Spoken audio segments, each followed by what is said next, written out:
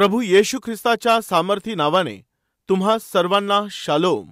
योहानाचे शुभवर्तमान अध्याय 2 वचन 1 ते 3 पर्यंत या वेळेला मी वाचत आहे। नंतर तिसऱ्या दिवशी गालिलातील काना येथे एक लग्न होते आणि येशूची आई तेथे होती। येशूला व त्याच्या शिष्यांनाही लग्नाचे आमंत्रण होते। मग द्राक्षरस संपला तेव्हा येशूची आई त्याला म्हणाली, त्यांच्या जवळ द्राक्षरस नाही। प्रियांनो, काना हे नगर छोटंसं गाव होतं, अगदी छोटं होतं। त्या लहानशा गावामध्ये एक लग्न समारंभ होता। त्या छोट्याशा गावातील लग्न समारंभामध्ये येशू ख्रिस्त होता। याचा अर्थ माहित आहे? असू शकतं तुमचं लग्न एखाद्या मोठ्या शहरात झालेलं नसेल, तुमचं लग्न ते मोठमोठ्या लोकांमध्ये झालेलं नसेल, तुमचं लग्न एखाद्या छोट्याशा गावातच झालेलं असेल। तुमचं ते लग्न लहानसं जरी असेल, तुमच्या होणाऱ्या त्या लग्नामध्ये छोट्याशा त्या गावामध्ये त्या लग्नाला जर तुम्ही आमंत्रण द्याल तर माझा प्रभू निश्चित येईल। समजून येत आहे का? कदाचित मोठमोठे लग्न तुमच्या लग्नाला येणार नाही, पण जर तुम्ही आमंत्रण द्याल तर सर्व जगावर राज्य करणारा तो सामर्थी परमेश्वर तुमच्या त्या लग्नात उपस्थित राहील। एवढा महान परमेश्वर आहे आपला प्रभू येशू ख्रिस्त। सर्वात प्रथम त्या दिवशी जेथे लग्न होतं ते गाव अतिशय छोटं होतं। नथानियल नावाचा येशू ख्रिस्ताचा एक शिष्य, जो 12 शिष्यांपैकी एक होता, तो या काना गावामध्येच राहणारा होता। तर काना नामक गावामध्ये चाललेल्या एका छोट्याशा लग्नामध्ये येशू ख्रिस्ताला आमंत्रण आलं। मी त्या छोट्याशा गावात कशाला जाऊ? मोठ्या मोठ्या शहरांमध्ये किंवा मोठ्या मोठ्या नगरातील मोठमोठ्या लोकांच्या लग्न समारंभांना जाण्याऐवजी त्या छोट्याशा गावात मी का जाऊ? असा विचार करून येशू ख्रिस्त तिथे गेला नाही का? नाही प्रियांनो, मी तेच सांगत आहे भाऊ आणि बहिणींनो। उद्या जेव्हा तुमचं लग्न होईल ते कितीही छोट्या गावात असेल, कितीही लहान लोकांमध्ये असेल, जेव्हा तुमचं लग्न होईल तेव्हा निसंकोचपणे येशू ख्रिस्ताला तुम्ही आमंत्रित करा, तो येईल।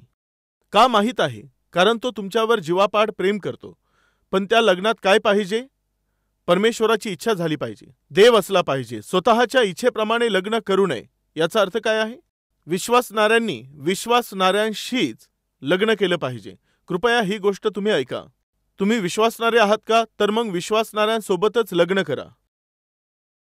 तुम्ही जे विश्वासणारे लोक आहात, जे लोक विश्वासणारे नाहीत, अशांशी लग्न करणं हे देवाच्या इच्छेप्रमाणे नाही व देवाच्या वचनाप्रमाणे नाही। या बाबतीत कधीच कोणती चूक करू नका। पण पास्टर, आम्ही जर विश्वासणाऱ्यांशीच लग्न केलं तर एक आत्मा वाचवण्याची संधी जाईल ना? यामुळे जर आम्ही अविश्वासणाऱ्यांशी लग्न केलं तर एक आत्मा देवाच्या राज्यात आणता येईल ना? असा तुम्ही गैरसमज मनात बाळगू नका।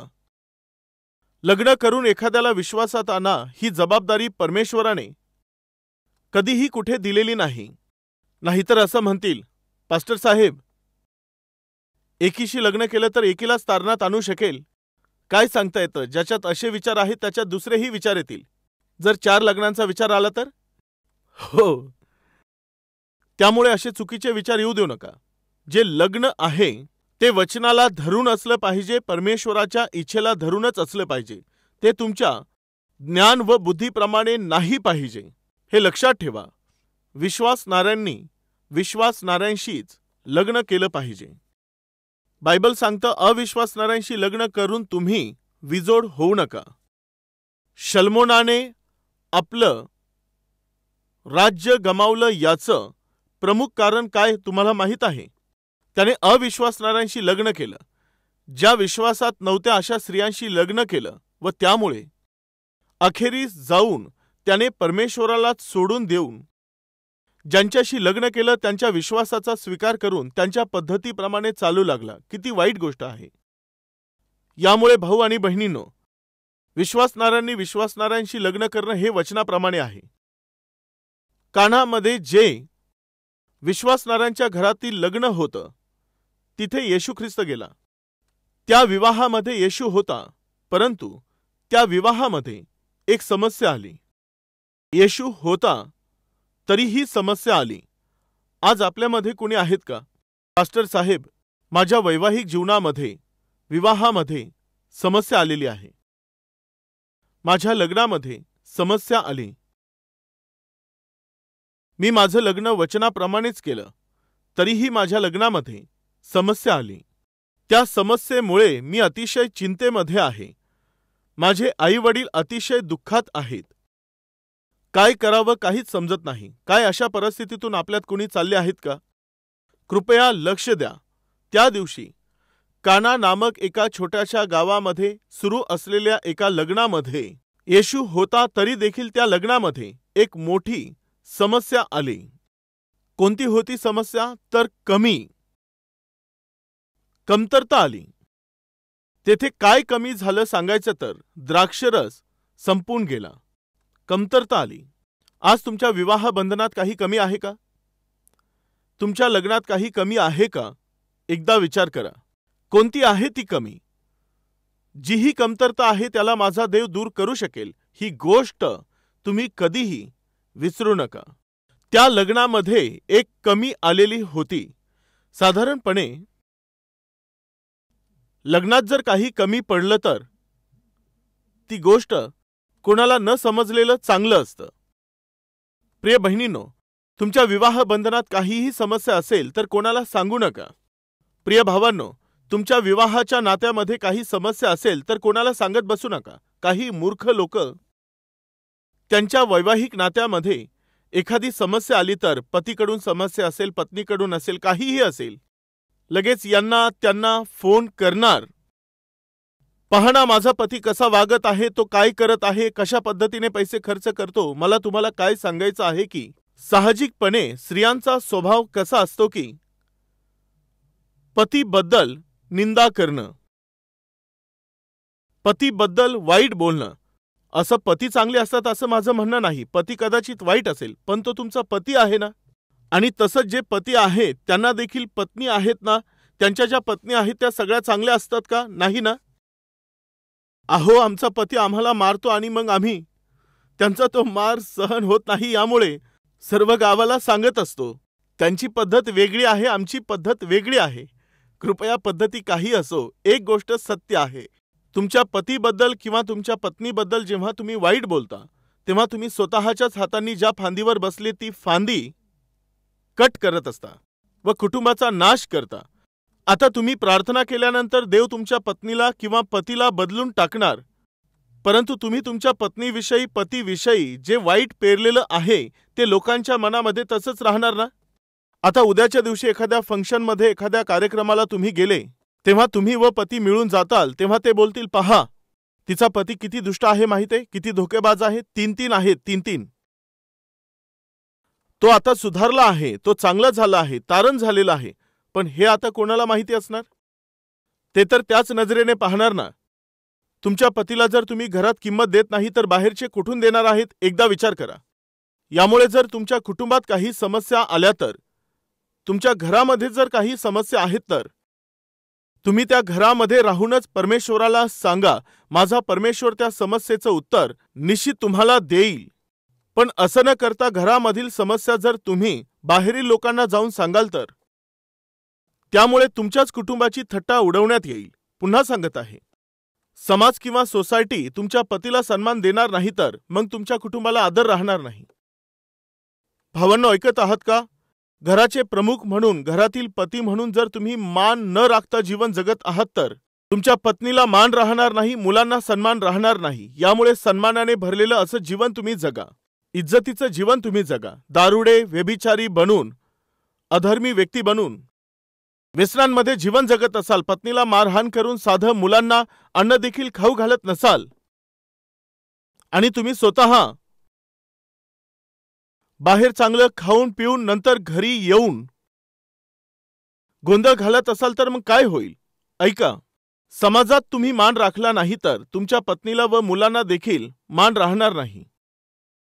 यामुळे सांगत आहे, पती असोत किंवा पत्नी असेल, सन्मानाने जगणं हे चांगलं आहे, इज्जतीने जगणं हे चांगलं आहे.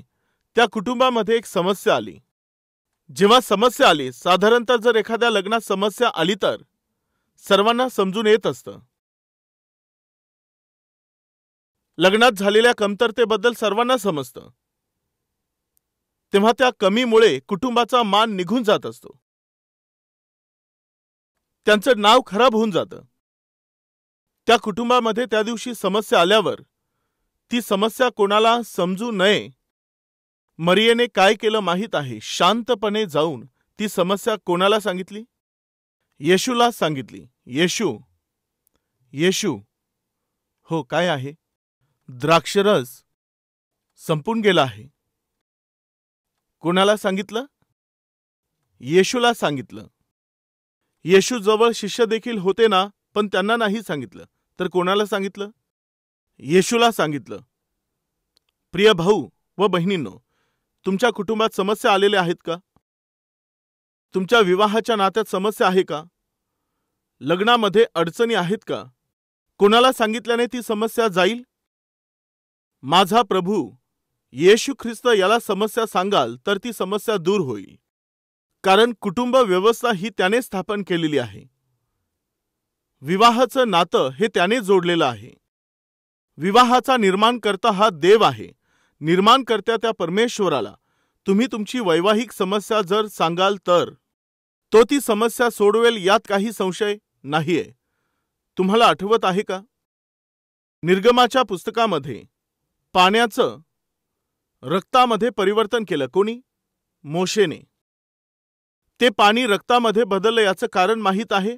मिस्री लोकांनी केलेल्या पापाबद्दलच्या दंडाच्या रूपात देवाने पाण्याला मोशेच्या द्वारे रक्तात बदललं. परंतु माझा येशू या जगात यासाठी आला नाही की त्याने तुम्हाला दंड द्यावा, तर आपली मोठी कृपा दाखवून देण्यासाठी येशू या जगात आला. यामुळे त्याने काय केलं माहीत आहे? द्राक्षरस संपला आहे असं येशूला सांगितल्यावर येशूने काय केलं? चला आपण पाहूया. 7व्या वचनापासून. येशू त्यांना म्हणाला, रांझण पाण्याने भरा. आणि ते त्यांनी काठोकाठ भरले. त्यांनी ते भरले. कशाने भरले? पाण्याने भरले. मग त्याने त्यांना सांगितले, आता त्यांतले काढून भोजन कारभाऱ्याकडे न्या. तेव्हा त्यांनी ते नेले. द्राक्षरस बनलेले पाणी भोजन कारभाऱ्याने जेव्हा चाखले, तो द्राक्षरस कोठला आहे हे त्याला ठाऊक नव्हते. तो कोठला आहे माहिती नव्हते. तिसऱ्या व्यक्तीला समजून येणार नाही. असं तुमच्या कुटुंबामध्ये, तुमच्या विवाहामध्ये, तुमच्या परिवारामध्ये अद्भुत असं कार्य करू शकणारा महान परमेश्वर आहे माझा प्रभू येशू ख्रिस्त. पण तुम्ही कोणाला सांगितलं पाहिजे? सांगा. येशू ख्रिस्ताला सोडून सर्वांना सांगायचं आहे. खरं आहे ना? आपण सकाळी उठून एवढंच तर करतो. हा एक फोन आता आलेला आहे. घरात काही घडलं, याने जर वर हात केला, ही लगेच मोबाईल हातात घेते. ताई, ए ताईडे, काय झालं तुला माहित आहे? अगं त्याने हात उचलला. हे गरजेचं आहे. कृपया लक्ष द्या. पतीने जर काही केलं तर सर्वांना सांगण्याचा जर स्वभाव तुमच्यामध्ये आज असेल तर तुमचा स्वभाव चांगला नाहीये. तुमची मानसिकता चांगली नाहीये. हा संसार करणाऱ्या स्त्रीमध्ये असणारा स्वभाव अजिबात नाहीये. तसंच भावांनो, वारंवार पत्नीवर हात टाकण्याचा स्वभाव तुमचा आहे तर तुमच्यात माणुसकी नाहीये. पुन्हा सांगत आहे, पती पत्नीमध्ये एकी नसेल तर ते कुटुंब देवाच्या आशीर्वादांना गमावून बसेल.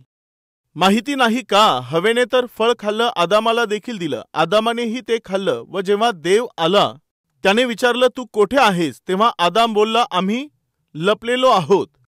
मी मनाई केलेलं फळ तू खाल्लंस का? असं विचारल्यावर, हो, तू मना केलेलं फळ मी खाल्लं. मी मूर्खपणा केला, मी फळ खाल्लं, मला तू क्षमा कर. असं बोलला असता तर बरं झालं असतं, पण बोलला नाही. ही स्त्री तूच दिली आहेस ना? म्हणजे देवालाच प्रश्न करत आहे. खरं तुला कोणी सांगितलं मला ही देण्यासाठी? तू अशी स्त्री मला दिलीस, हिने मला ते फळ दिलं म्हणून मी खाल्लं.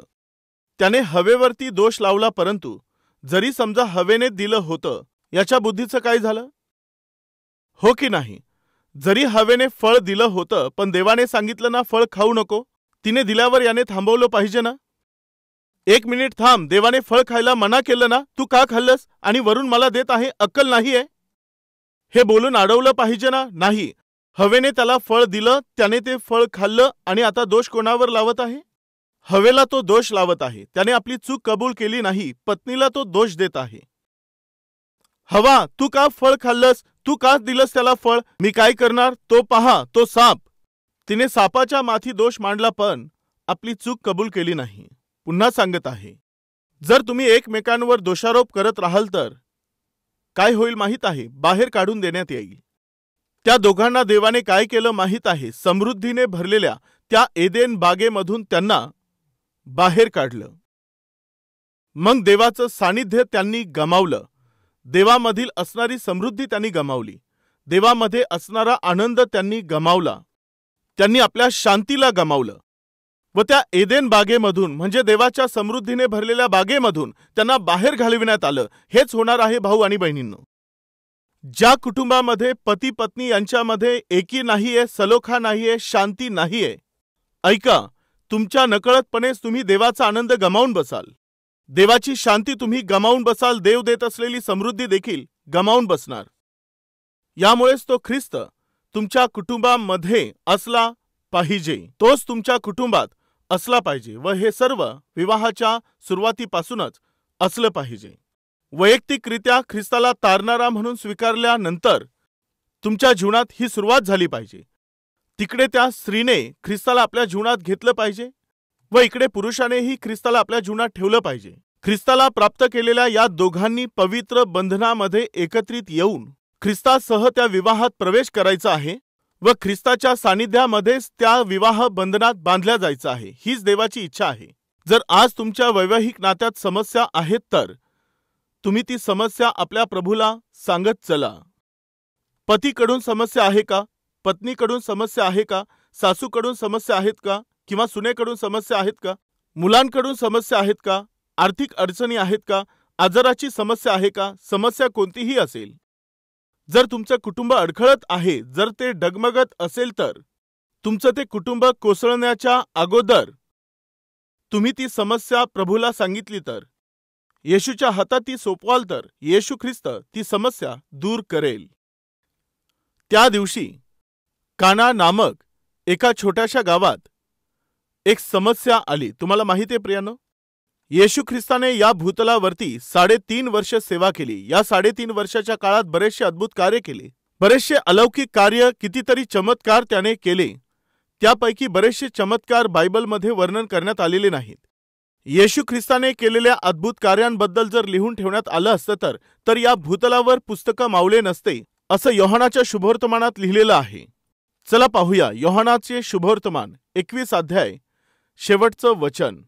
पहा इथे 21व्या अध्यायातील शेवटचे वचन. येशूने केलेली दुसरी ही पुष्कळ कृत्ये आहेत, ती सर्व एक एक लिहिली तर पुस्तके ह्या जगात मावणार नाहीत असे मला वाटते. काय म्हटलं? सर्व जगामध्ये पुस्तके मावले नसते. काय म्हणणार सांगा? येशूने अजूनही बहुत अद्भुत कार्य केले आहेत. जर ते एक एक करत लिहिलेले असते तर पुस्तके जगात मावली नसती. एवढे त्याने अद्भुत कार्य केले. परंतु मी तुम्हाला एक गोष्ट सांगू का? येशूने या जगामध्ये जितके अद्भुत कार्य केले त्यात सर्वात पहिलं अद्भुत कार्य काय केलं माहीत आहे?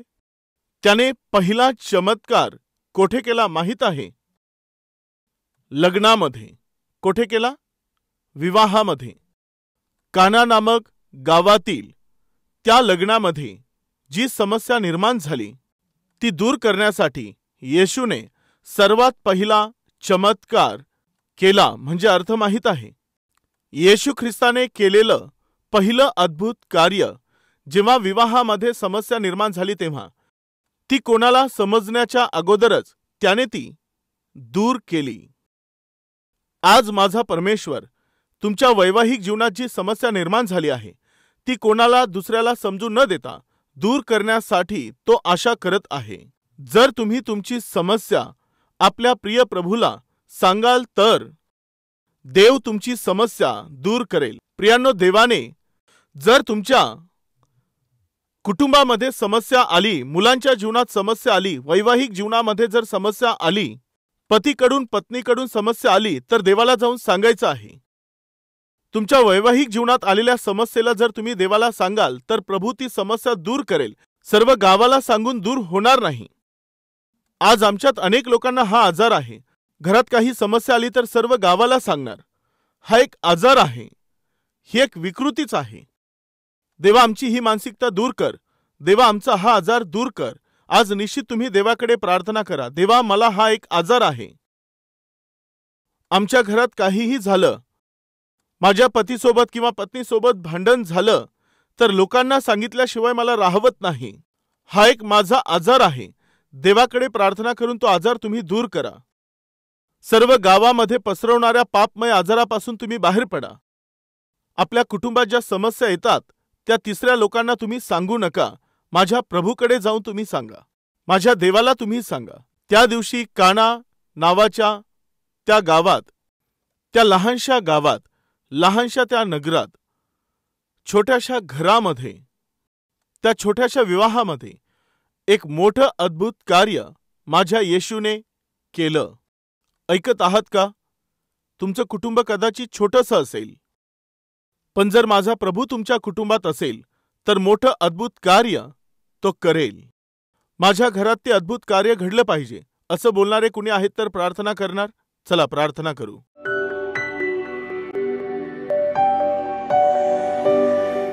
महान पवित्र प्रेमळ परमेश्वर देव बापा, लग्नामध्ये समस्या आल्यावर कोण ती समस्या दूर करू शकेल? त्या दिवशी त्या लग्नामध्ये जेव्हा समस्या आली, ते कुटुंब जेव्हा अपमानित होणार होतं, चेष्टेचं कारण बनणार होतं, तेव्हा गुप्तपणे येऊन प्रभू येशू ती समस्या तुला सांगण्यात आली. तेव्हा तू अद्भुत कार्य केलंस. कोणाला समजून येण्या अगोदर ती समस्या तू दूर केलीस. त्या समस्येचं उत्तर तू त्यांना दिलंस. हे परमेश्वरा, आज कोणत्या कुटुंबामध्ये काय समस्या आहेत? देवा, कुटुंब अतिशय महत्वाचं आहे. लग्न हे आदरणीय असावं आणि तू केलेला पहिला चमत्कार हा तू विवाहामध्येच केला आहे असं तुझ्या वचनामध्ये आम्हाला दिसत आहे. देवा, ते नगर छोटंसं होतं, ते कुटुंब छोटंसं होतं, तरी तू अद्भुत कार्य केलंस बापा. आज आमच्यामध्ये बरेचसे छोटे छोटे कुटुंब आहेत. आमचं जीवन अतिशय छोटं असं आहे. आमचं जीवन अतिशय थोडकं आहे.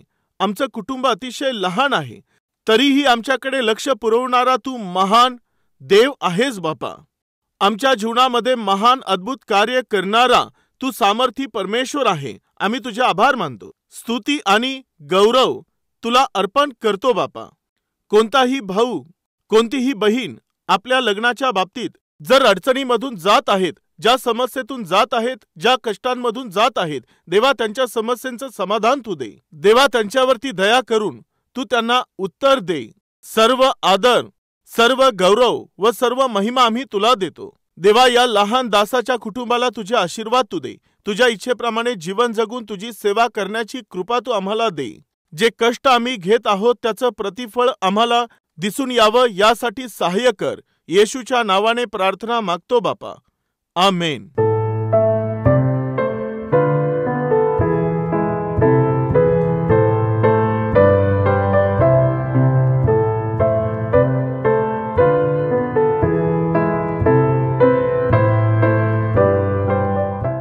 आमचा पत्ता Calvary, post box number 30, Kukatpally, Hyderabad 72.